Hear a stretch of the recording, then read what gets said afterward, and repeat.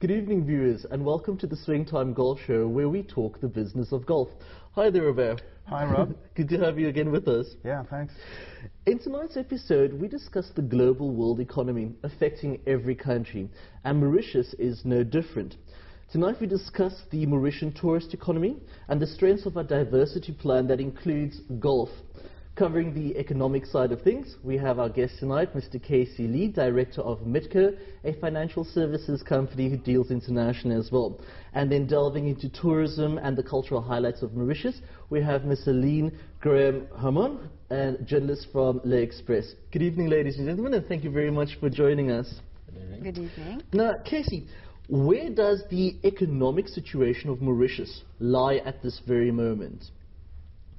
Well, here we like to claim that we have not been hit by recession. The economy is growing slowly, though at a decelerating growth rate. But Mauritius is part of the world, is within that globalized environment. Of course. And the world recession doesn't seem to be going away, and we are not seeing strong signs of recovery. And now that the Eurozone is being hit very hard, and this is where we depend on to export our goods and services like tourism. Well, therefore, a lot of our targeted market is Europe. Exactly. And a lot of European multinationals are based here in Mauritius as well. Sure.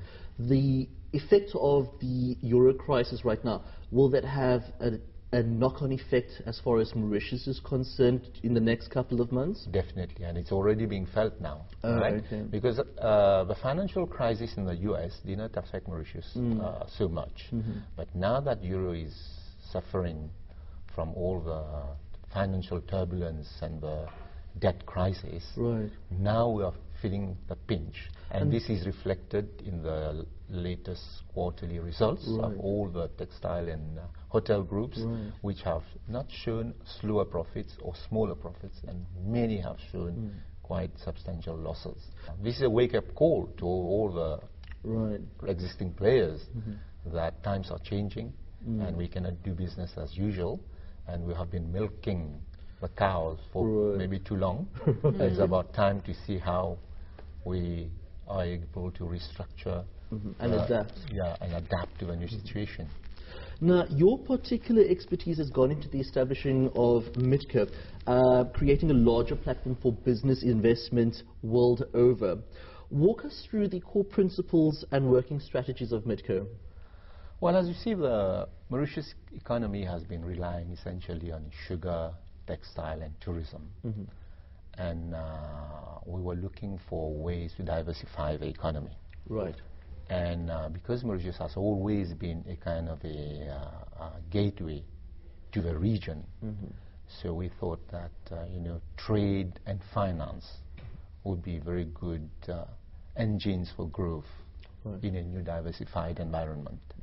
And so Mauritius started with a free port project, which unfortunately has not done very well. And there are ways to revitalize it, but this is another issue.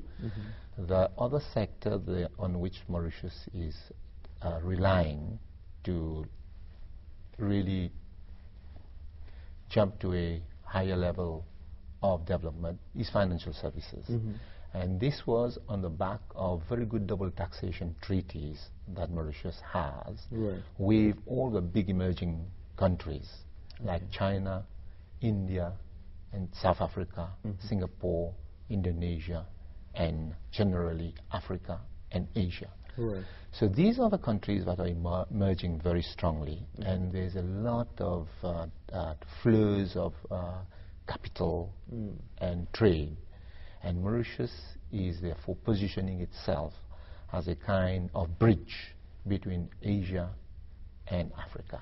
And that's where... This is where Mitco would then come into That's where we come into existence to serve these needs for professional, financial, and advisory services to be able to facilitate the flow between these two emerging blocks. Now, in your opinion, what is lacking in the branding of the Mauritian trademark when it comes to investment opportunities right now? Yeah, Mauritius has got an image, a very good image, as a sugar island, Right. and as a tourist destination, right? And when you talk to people about doing business in Mauritius, very often they take it as a joke. Right. And they say, do you mean really what you're saying? Because what business can we do in Mauritius? It's a small place, a small market, and air links and shipping links are not that frequent. Right. So that's a limitation to the kind of image that we seek to project of Mauritius. Well, I understand that there is this great drive to label Mauritius as the business hub of the Indian Ocean. And coming to this branding of the Mauritian trademark, then as far as business and business dealings is concerned, is this effectively being propositioned and to the rest of the world? Sure. As I said, we start with that disadvantage, you know, when you talk to business circles, right, that Mauritius means business, right? Right. So what we have been doing, I mean, we have been leveraging on factors where we can control. So what are these main factors? First is our strategic location, right, between Africa and Asia. And secondly is our low tax base. So Mauritius is known to be a low tax jurisdiction. Which obviously makes it attractive to companies. Very attractive for businessmen. And then thirdly, we have a big pool of educated, qualified people in Mauritius. And bilingual at that as well. Because it's bilingual and very literate. And lately we have been emphasizing on the fact that we have a very business-friendly environment through all kinds of new incentives and facilitation services that are being provided by the Mauritius authorities and by service providers. Right. So all this makes up a package which we try to sort of promote in order to attract business people. And that has been quite successful because of the unique advantages that we have been able to negotiate with the different emerging countries because of the fact that we are small. But it is these small little advantages that Mauritius has been able to negotiate that makes it, you know, so beneficial for people to come and do business. And when you add on it the fact that you have a very low tax base and that you can come to Mauritius and set up business relatively easily, and the fact that you can take out your money, you can take out your capital, you can take out your profit without any tax, I mean, this acts as a real incentive. Now the thing is, how do we compete? Because every country is trying to do the same thing. Of course. Right? Of course. So that's a big question. So we have to leverage on our strengths, right? And this is what I think the government has not been doing sufficiently, right? So if you talk to businessmen, I mean, you're telling me about the growth of my own company. We have seen how the business grows, meeting the needs in the global market, right? So now, because of a crisis, people are becoming more financially demanding, of course, right? And other countries are also offering the same kind of advantages that you're offering. Services, right? So you can see that business people in general, right, look for something which is more innovative, right? So there are a lot of strengths that we have in Mauritius. The population is very hospitable, very friendly, right? And the environment, in terms of the green environment, right? The nature, the unpolluted kind of environment that we have here is very soothing and very sort of attractive to people, right? And they come to Mauritius and they're expecting to have not only good service, which all countries are able to offer, they expect to have good technology, you know, a cyber island, you know, well connected. They expect to have people who are culturally, you know, very open. Right. They expect to come and see, you know, shows and, you know, all kinds of events. Now, in that context, Right. Mr. Lee, there is also a new product, golf.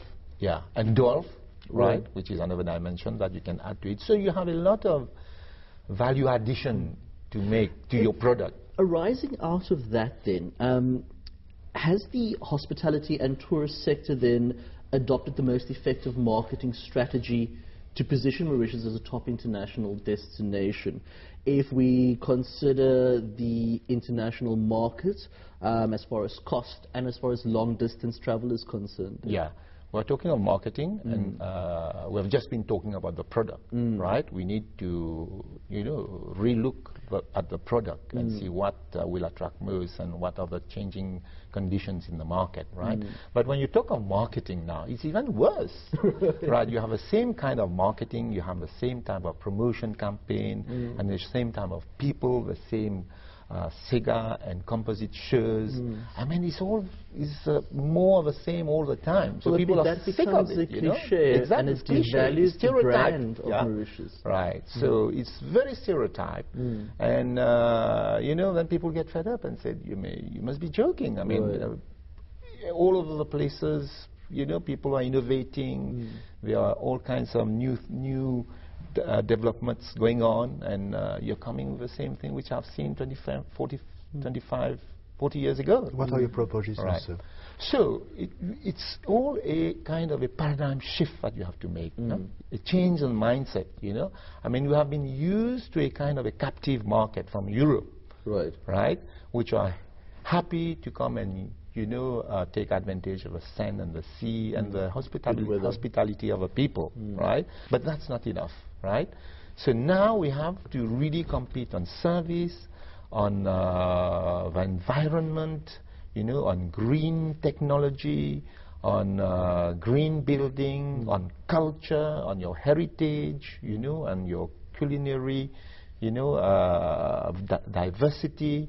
You know, you have a whole range of things that Mauritius are good at, but which are not sufficiently being exposed, because the tourist is put in a closed camp, you know. That actually brings me to the following point, that golf is intrinsically related to many of the property developments, for example, like the IRS and the RES schemes and villas at golfing resorts. As an investment opportunity, is this particularly geared, and which is geared to the foreign market, is this effectively marketed as a hook strategy enough right now? If we look at the fact that many IRS and RES schemes have been put on hold as far as the economic situation is concerned. Yeah, you see, this is more a kind of a property development thing, you know. It's sort of a debt sort of driven kind of land speculation, right? So the way it has been developing is more a kind of a new profit center, right? To get out of what is called the sunset industries, because tourism, because of textile and sugar is declining. So you need to find a new pole of development, and so asset sale, land development is seen as a way to make profit, right? As a profit center. But I think we need to re-engineer this, tied up with a notion of sustainable development and fair distribution of income, where everybody has a stake, you know? And everybody benefits. And everybody benefits. And the economy as a whole benefits. Yeah, that's right. Exactly. Now, does the financial and investment sector acknowledge the added value of golf, bringing business to Mauritius, as the industry of golf does internationally?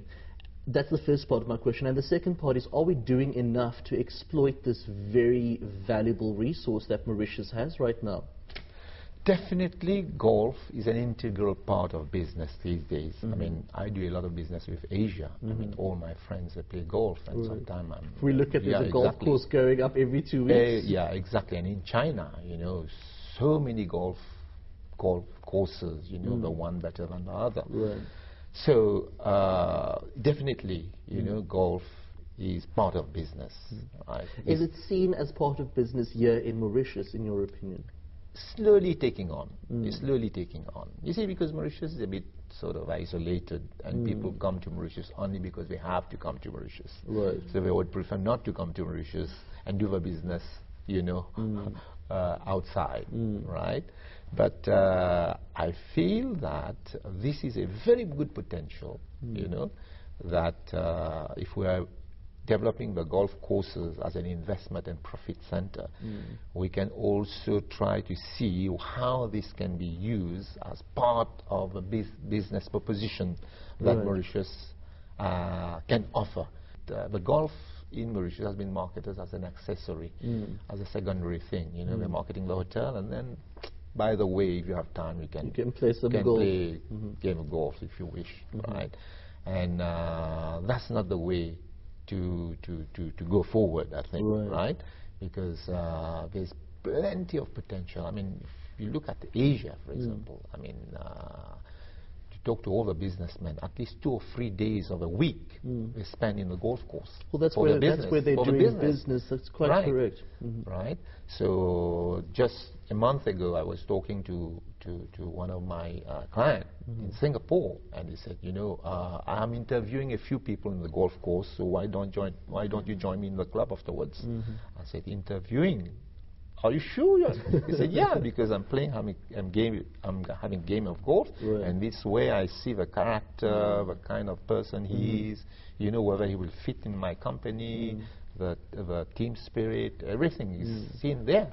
So you would then definitely advocate the approach of the corporate aspect of golf in Mauritius, taking that also to a new level beyond just the leisure sector of golf here then. Definitely, but then it means that there need to be a complete change of mindset. It needs to revamp the whole way. We look at tourism and we promote tourism, and we can't go on with the same kind of thing, with the same people, the same structure, and spending the same type of budget year in and year out, and hoping to have result on something which is completely new. Right.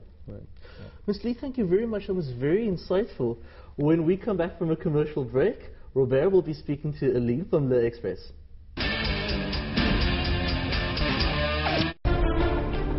Property and real estate, construction, finance, investment, retail and wholesale, human resource and recruitment, sports and leisure, tourism, education and hospitality.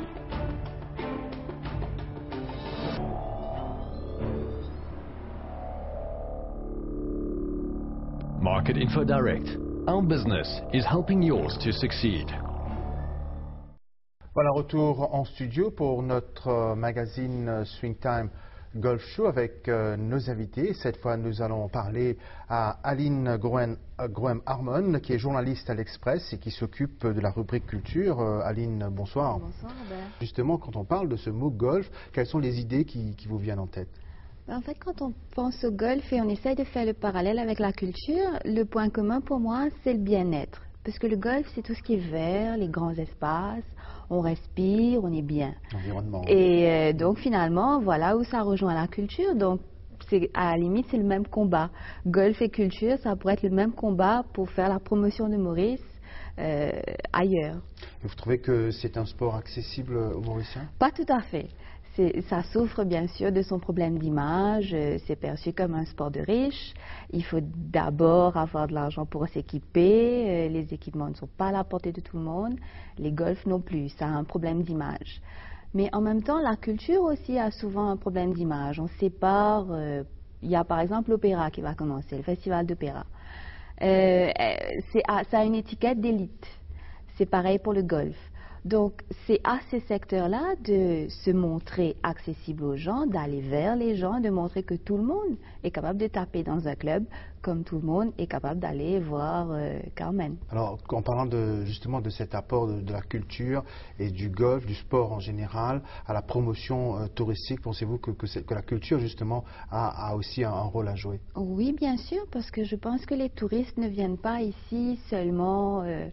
pour rester profiter du cadre de l'hôtel qui est magnifique, certes, mais ils ont besoin de plus, ils demandent plus. Pourquoi ils auraient fait 12 heures, 14 heures d'avion si ça n'est que pour rester dans l'hôtel et profiter de la plage? Je crois qu'il faudrait un supplément d'âme. Et le supplément d'âme peut venir du golf, comme de la culture, comme de... pas juste le spectacle d'hôtel, le petit cabaret qu'on leur propose après le dîner, mais il y a tellement d'autres choses dans l'île qu'on peut leur montrer, qu'on peut leur donner à voir. Et justement, Aline, quels seraient ces atouts? Alors, par exemple, notre patrimoine, nous avons plein de choses à montrer. Récemment, là, nous avons entendu parler, par exemple, d'un camp sucrier. On n'imaginerait pas aller visiter un camp sucrier. Mais un camp sucrier, ce n'est pas juste des bâtiments, c'est toute une histoire. Il y a eu des gens qui ont vécu là. Il y a eu toute une misère, il y a eu tout un effet de débrouillardise. Donc, c'est une histoire à raconter. On voit, par exemple, des compagnies qui ne démolissent pas les anciennes cheminées de sucreries. Pourquoi? Parce que la cheminée, encore une fois, ce n'est pas juste des pierres taillées les unes empilées sur les autres, c'est toute une histoire, c'est notre histoire qu'on doit valoriser, on doit montrer qu'on a un supplément d'âme, encore une fois. Et quand on parle de ces atouts, il y a peut-être des noms qui viennent en tête, la citadelle par exemple à Port-Louis. La citadelle, elle vient d'être rénovée, on a appris qu'il y avait un diamantaire, qu'il y avait des choses magnifiques à l'intérieur. Est-ce que c'est devenu plus qu'un viewpoint? Parce que la citadelle, en fait, c'était, quand vous faites un circuit de Port-Louis, pour le touriste, je veux dire, vous faites un circuit de Port-Louis, on vous emmène dans la citadelle, vous restez devant la porte et vous faites des photos de Port-Louis. Mais on ne vous parle pas de qui c'est qui a construit ça, à quoi ça servait, à l'histoire qu'il y a derrière. Donc, par exemple, maintenant, il y a une valeur ajoutée à la citadelle. Ce n'est pas juste le lieu où on s'arrête pour faire des photos de Port-Louis. S'il y a des lieux de fréquentation pour attirer justement ces touristes, il y a pas mal de festivals aussi qu'on organise parallèlement. Alors, vous me parlez du festival, nous avons abordé le festival d'opéra. À la fin de l'année, il y a le festival créole, qui est aussi un aspect de la culture mauricienne. Au départ, le festival créole a été organisé par le ministère du Tourisme. Est-ce que les touristes, quand ils sont dans leurs hôtels, est-ce qu'ils savent qu'il y a ce festival-là dans l'île? Les Mauriciens sans doute le savent, mais est-ce qu'on fait aussi une promotion et est-ce qu'on invite les touristes à sortir de leur hôtel pour venir participer au festival, ne serait-ce que pour entendre ce que c'est que cette culture créole, qu'est-ce qu'elle a à offrir? Comme dans la culture mauricienne en général. Voilà. Et qu'est-ce qui doit être fait selon vous justement? Ne serait-ce que donner envie aux touristes de venir, lui en parler. Première chose, j'imagine que ça passe toujours par la communication. Lui dire que voilà, la nuit vous avez votre petit cabaret à l'hôtel, mais il y a autre chose. Ça vous fait découvrir à la fois le paysage, mais aussi rencontrer des gens, parce que le touriste, il n'est pas venu que pour se faire servir, mais je pense aussi pour rencontrer des gens. La culture, c'est ça, c'est aller à la rencontre. Comme le golf d'ailleurs. Quelles seraient, selon vous, les propositions pour que ce sport se démocratise davantage chez nous? Pour que quelque chose se démocratise, il faut d'abord que les gens y soient exposés. Ça doit passer forcément par, ils le voient à côté d'eux. Il faut montrer la proximité. C'est possible qu'à 500 mètres de chez moi, je puisse aller faire du golf. Et pour que ça arrive, il faut qu'il y ait des activités d'organiser. Donc là, la balle est dans le camp des organisateurs, de tous ceux qui peuvent proposer des activités et de le mettre à la portée des gens, comme on le ferait pour, par exemple, une initiation poney, par exemple. Donc on met un poney près de chez vous et vos enfants peuvent, ne serait-ce que le toucher, savoir à quoi ça ressemble, le toucher, l'entendre faire ses bruits, le voir marcher. C'est pareil pour le golf. Sinon, un mot sur le travail que vous faites au niveau de la culture. Alors la culture, c'est vrai qu'on pense qu'on vit surtout la nuit. Ça c'est le côté, allons dire, glamour entre gros guillemets. On pense qu'on va dans tous les spectacles, les concerts. Mais la culture, c'est aussi la préservation du patrimoine. Et à ce niveau-là, il y a plein de choses à faire parce que le patrimoine, il est un peu en décrépitude à Maurice. C'est aussi une réflexion sur nous-mêmes. La culture, c'est beaucoup plus en nous, donc ça nous fait réfléchir sur nous-mêmes. Et ça, je pense que être cultivé, c'est l'être tout le temps. C'est vous, c'est moi, c'est tout le monde. Voilà, c'est comme le golf qui comporte aussi ses valeurs. En tout cas, merci d'être passé sur notre plateau ce soir du Swingtime Golf Show. Et là, nous allons conclure après cette page de pub.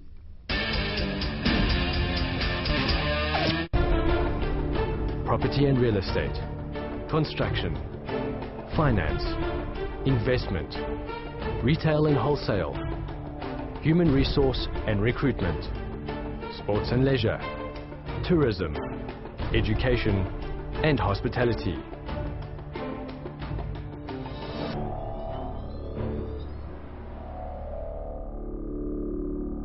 Market Info Direct.